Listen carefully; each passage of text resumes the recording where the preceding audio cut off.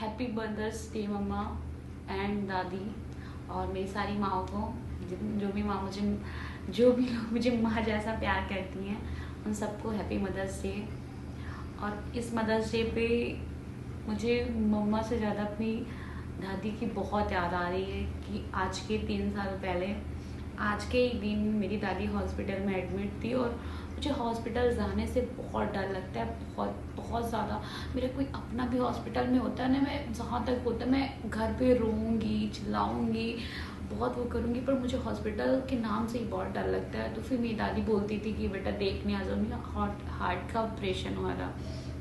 मैं बोलती थी अम्मा आप घर आ जाना, फिर मैं आपके पास आ जाऊंगी। मैं उनसे वीडियो कॉल पे बात करती थी, बट मैं हॉस्पिटल उनको देखने नहीं गई। मैं सोचा सब बोलते थे ठीक हो जाएंगी, फिर आ जाएंगी तो फिर चलना घर देखने चलेंगे। फिर मेरी अम्मा ठीक हो गई थी, फिर घर भी वो चली गई। और फिर 17 मई की रात में उनका ऑक्सीजन लेवल एकदम से कम हो गया और सब लोग गांव से उन्हें हॉस्पिटल लेकर आए और मेरी दादी की डेथ हो गई। मुझे आज भी इस चीज़ का बहुत पछतावा होता है कि मैं अपनी दादी को वो बुलाती थी कि बेटा आ जाओ हॉस्पिटल में देख जाओ आके, मैं जा नहीं पाई। तो मुझे ये लगता है कि अगर कभी कोई बुलाए अपना तो चले जाना चाहिए, ये नहीं सोचना चाहिए कि बाद में वक्त मिलेगा, और ऐसा वक्त नहीं मिलता। अब मेरे पछताने से कुछ नहीं होता है, क्योंकि मैं कितना भी पछता लूँ, कुछ भी कर लूँ, मेरी दादी वापस नहीं आने वाली। और मेरी दादी इतनी प्यारी थी, इतनी प्यारी थी, मैं अपनी नानी से भी ज़्यादा अपनी दादी को प्यार करती थी। मेरी माँ भी अपनी माँ से ज़्यादा दादी को प्यार करती थी। मेरी माँ बल्कि हर एक बात दादी से शेयर कर देती थी, एकदम माँ जैसी ही थी।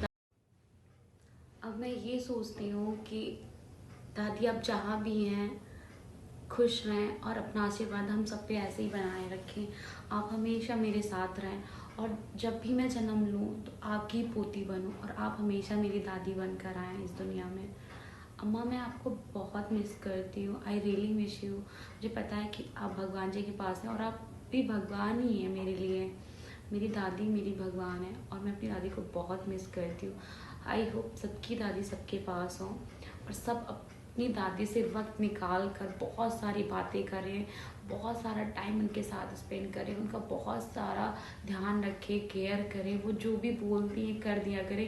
क्योंकि मैं बहुत चीज़ों को लेकर पछताती हूँ, क्योंकि जैसे छोटे पे कुछ चीज़ें गलतियाँ हो जाती हैं, मैंने कभी उनको जवाब दे दिया हो या उन्होंने कुछ मेरे से कहा हो, मैं उनकी बात ना सुनी हूँ, तो उन चीज़ों को लेकर बहुत पछतावा होता है कि मैं उस टाइम अपनी अम्मा का ये भी काम कर देती, अम्मा को जवाब ना देती, अम्मा को ऐसा ना बोलती, है ना। तो छोटे की बात है, इतनी समझदार नहीं थी, फिर भी पछतावा होता है।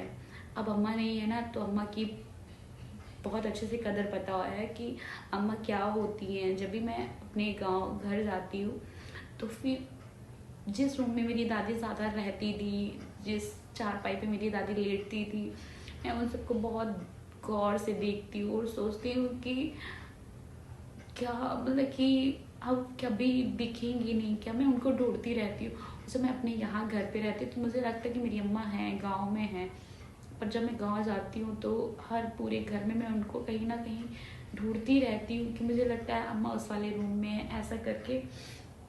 पर पता है कि अम्मा अब मेरे पास नहीं है, पर पास ना होकर भी बहुत पास है। मुझे हर प्रॉब्लम से मेरी अम्मा बचा लेती हैं, सब कुछ हमेशा मेरे साथ